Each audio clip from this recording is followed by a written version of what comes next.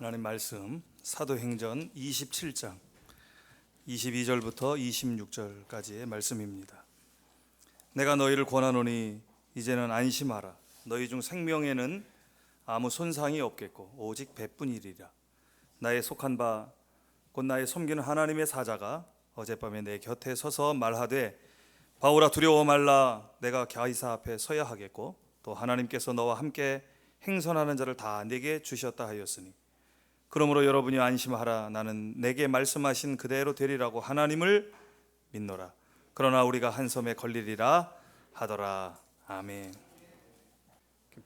어디선지 모르게 본문 말씀이 바뀐 것 같은데 어째 이게 10분 안에 설교할 내용이 아닌데 이게 어쩌거나. 이 또한 은혜일 줄로 믿습니다. 오늘 말씀해 보니까요, 안심하라라는 동사가 수미일치 26절 한 패러그래프에 22절, 25절에 들어오면서 한글 성경으로는 좀 이해하기 어려운데 아마 이제 헬라어 원문을 읽는 아마 당시의 독자들에게는 이 독법이라 그러죠. 읽는 아주 운이 딱딱 들어맞는 그런 하나의 그 구절 패러그래프로 보여집니다. 오늘 누가가 이렇게 마치게 하는 이유는 뭐겠습니까? 오늘 바울의 탔던 그 배가 광풍 유라굴로를 이겨내면서 이제 어떻게 되는 겁니까? 하나님께서 그와 함께 하시느니라. 동행하심을 강조하기 위한 구문으로 이야기로 보여집니다. 오늘 여기서 우리가 좋아하는 장르잖아요, 그죠? 유라굴로라고 하는 죽을 것 같았던, 죽을 수밖에 없었던 그 큰 풍랑을 이겨낸 축복과 성취와 유라굴로라고 하는 그 광풍을 붙잡으신 하나님의 은혜, 그잖아요. 근데 요즘엔 이렇게 설교하면은 큰일 나죠. 왜냐하면 중고등학교 애들은 둘째치고요, 초등학교 애들도 물어봅니다. 목사님, 광풍을 만나 이긴 게 축복이 아니라 애당초 배를 안 탄 게 축복 아닌가요? 그래요. 왜 하나님은 왜 자꾸 그러신대요? 그래. 요즘 애들도 다 알아. 애들도 다 알아. 바울의 행로를 한번 뒤집어 가면요, 누가가 사실은 이 지금 풍랑이죠, 풍랑. 다 읽진 않았지만 이 항해 모티프와 이 오랜 아주 긴 5번의 변론을 하거든요. 공판 모티프가 사도행전 28장 중에 지루할 만큼 상당히 긴 분량을 차지하고 있어요. 왜 이럴까 보면은 오늘 누가가 우리들에게 전해주고자 하는 내용은요, 바울의 첫 걸음부터가 사실은 엉망이었어. 우리는 그러잖아요. 축복받고 은혜 받으라고 하지만은 사도들의 발걸음, 우리들의 믿음의 신앙의 선배들의 발걸음 중에 그런 축복과 영광과 우리가 생각하는 안위와 행복을 누렸던 사람이 별로 없다는 겁니다. 애당초부터 꼬인 발걸음이었어요. 에베소 성도들이 다리를 붙잡고 바짓가랭이 붙잡고 예루살렘으로 가지 말라고 울고 난리치는데도 그것을 뿌리치고 오늘 헌금을 전달하려고 디도나 디모데를 보내도 되는 일을 굳이 자기가 직접 소아시아 교회와 예루살렘 교회 협의와 협력을 위해서 오늘 굳이 자기가 예루살렘으로 그 헌금을 들고 발걸음한 것부터가 오늘 바울의 행로가 꼬이기 시작한 거거든요. 그리고 긴 공판이 이어지는데 유대인들에게 붙잡히잖아요. 장로들 앞에, 그죠? 벨릭스 앞에, 베스도 앞에, 가이사 앞에. 문제는 또 여기서 드러나잖아요. 왜 가이사 앞에 서기를 소망합니까? 소위 말하면은 불구속 상태에서 수사받으려니까 이거 유대인들한테 돌 맞아 죽을 것 같아. 바울이 그래서 어떻게 보면은 잔꾀라기보다는 빨리 머리를 굴린 거죠. 나 로마 법정에 설 테니까 나를 구속 상태에 놓여달라. 야, 불구속 상태에 내가 예루살렘에 있다가는 이게 유대인들 제사장들과 뭐 이게 유대인들한테 이게 돌 맞아 죽을 것 같으니까 구속 상태에 놓이려고 가이사 통해서 로마 법정에 서기를 오늘 로마 시민권자로서 호소했던 장면이거든요. 그런데 곧바로 26장 32절에 보면요, 누가가 재밌는 얘기를 전합니다. 아그리빠의 얘기인데 마지막 아그리빠 앞에 서거든요. 아그리빠가 26장 32절에 그런 말을 해요. 야, 네가 가이사 앞에 서지만 않았어도 내가 네 얘기를 다 들어보니까 야, 너를 내가 풀어줄 수 있었을 텐데. 그거 뭐냐면 아그리빠 2세가 유대인들의 이러한 폭동적 관계까지 진압할 수 있을 정도의 권력과 당시에 이 팔레스틴 지역에 그만큼의 능력, 정치적인 수완과 능력을 갖고 있었던 사람이거든. 야, 네가 가이사 앞에 서기를 원하지 않고 나를 만났으면, 야, 내가 너를 풀어줄 수 있었을 텐데. 생각해 보세요. 여기서부터 오늘 그 말씀을 전하는 누가의 의도는 뭐냐면요, 바울의 행로가 완전히 꼬였다는 것을 의미하거든요. 하나님의 축복과 은혜, 사랑과 관심이 계셨다면, 아니 아그리빠가 일주일만 더 빨리 예루살렘을 방문해 왔어도 사실은, 그죠? 바울이 이러한 고초를 당할 필요도 없거든요. 유라굴로라고 하는 광풍을 만날 이유도 없고요. 오늘 인생에 이처럼 뜨겁고 아프고 절망적이고 두렵고 고통스러웠던, 오늘 죄인의 신분으로 로마의 감옥으로 갈 이유도 사실은 없었던 거거든요. 바울에겐 이만큼 수많은 기회가 놓여졌지만 그때마다 오히려 바울의 행로와 걸음은 뭐로 향해 가는 겁니까? 요즘 사람들이 보기엔 인생이 꼬이는 방향으로 계속 가고 있다고 하는 사실이에요.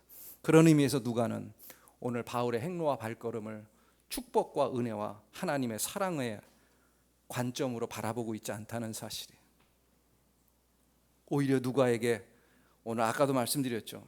이게 항해 모티프하고 이 공판 모티프가 굉장히 긴 내용인데, 이 긴 내용을 굳이 우리들에게 증거하고 전하고 하려고 하는 목적은, 오늘 이 글을 쓰고 있는 누가에게 가장 중요한 것은요, 바울이 어디에 있는가가 아니라는 사실이에요.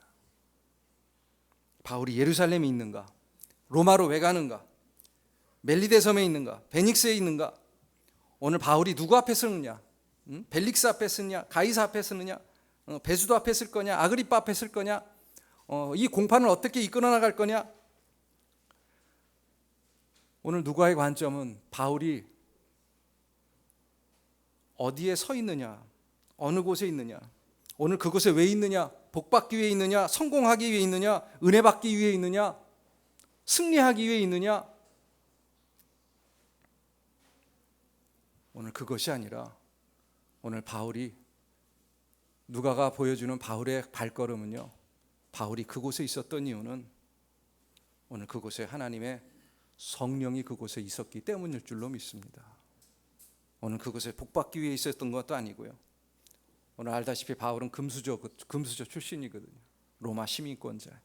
나면서부터 할례를 받고, 히브리인 중에 히브리인이고 바리새인 중에 바리새인이고, 헬라 문학에 있어서는 아마 팔레스틴 지역에 손에 꼽을 만큼 최고의 학문적 영향력을 갖고 있었던 훌륭한 랍비였던 그가, 그잖아요. 예수를 믿고 어떻게 됩니까? 40에 한 매를 5번 맞고, 3번 태장에, 1번 돌에 맞고, 3번 파선에,